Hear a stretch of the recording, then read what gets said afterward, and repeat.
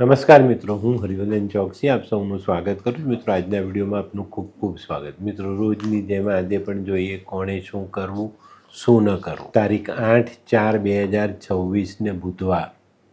તો મિત્રો, આજના વિડીયોની શરૂઆત કરતાં પહેલાં જોઈએ આપણે આજનું અભિજીત મુહૂર્ત. તો મિત્રો, આજે અભિજીત મુહૂર્ત છે જ નહીં, બરાબર. હવે જોઈએ આપણે આજનો રાહુકાળ. બપોરે 12:41 શરૂ થશે અને બપોરે 2:15 આજનો રાહુકાળ સમાપ્ત થશે. તો હવે જોઈએ આપણે આજે કોણે શું કરવું, શું ન કરવું.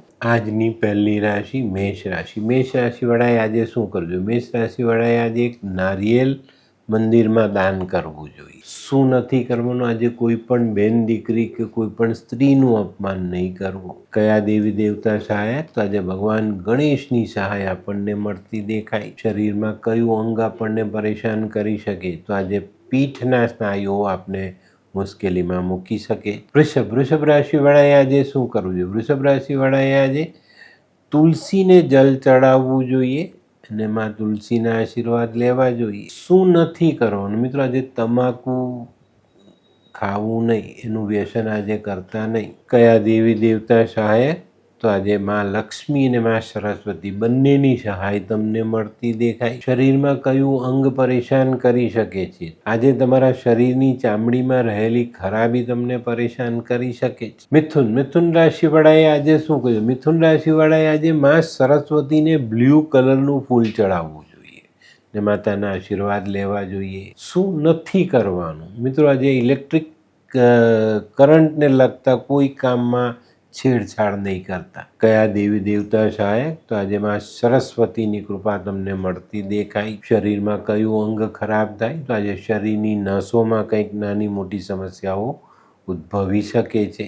કર્ક રાશિવાળાએ આજે શું કરવું? કર્ક રાશિવાળાએ આજે નાની નાની કન્યા અને નાના નાના બાળકોમાં મીઠાઈ વહેંચવી જોઈએ. શું નથી કરવાનું? મિત્રો, આજે કોઈની પણ ઈર્ષ્યા નહીં કરતા. કયા દેવી દેવતા સહાયક? તો આજે ભગવાન શિવને માં પાર્વતીની સહાય મળતી દેખાય છે.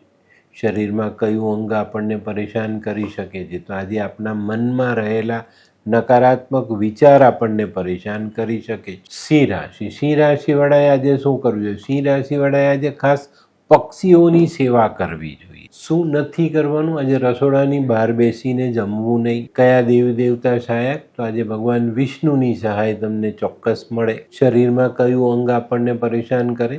તો આજે શરીરના જે સ્નાયુઓ છે ને તે આપણને પરેશાન કરી શકે. કન્યા રાશિવાળાએ આજે શું કરવું જોઈએ? કન્યા રાશિવાળાએ માં દુર્ગાને પોતાના કુળદેવીની આરાધના કરવી જોઈએ. માને મીઠો પ્રસાદ ધરાવીને ખાવો અને ખવડાવો. શું નથી કરવાનું? મિત્રો, આજે કોઈ પણ મજૂરના પૈસા બાકી નહીં રાખતા. કયા દેવી દેવતા સહાયક? આજે માં દુર્ગાની સહાય તમને મળતી દેખાય. શરીરનું કયું અંગ આપને પરેશાન કરી શકે? તો આજે આપના શરીરમાં માથામાં રહેલું મગજ આપણને પરેશાન કરી શકે છે.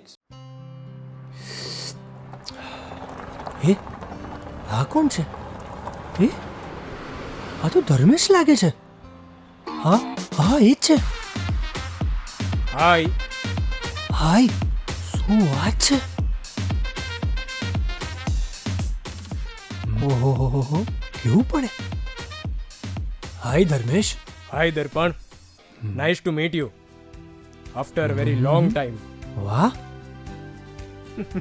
કેમ છે ભાઈ? તું અહીંયા આટલા વર્ષ ક્યાં હતો?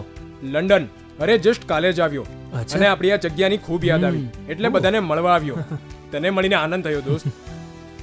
કોટ, ગાડી, તારી તો આખી લાઈફસ્ટાઈલ જ ચેન્જ થઈ ગઈ. અરે દોસ્ત, મારા હાથમાં એક જાદુની ચાવી આવી ગઈ ઓહ. અને મારી આખી જિંદગી બદલાઈ ગઈ. શું વાત કરે છે? એવી તો કોઈ જાદુઈ ચાવી છે, મને પણ આપ. જો તારે પણ તારી જિંદગી બદલવી હોય તો બનાવી લે લાલ કિતાબ. લાલ કિતાબ? માનવીએ પોતાના ગ્રહો અનુસાર કયો વ્યાપાર કરવો જોઈએ તેની જાણકારી કુંડળી પ્રમાણે મેળવીને પછી જ વ્યાપારમાં આગળ વધવું જોઈએ અને આનું સચોટ માર્ગદર્શન લાલ કિતાબ દ્વારા મેળવી શકાય છે.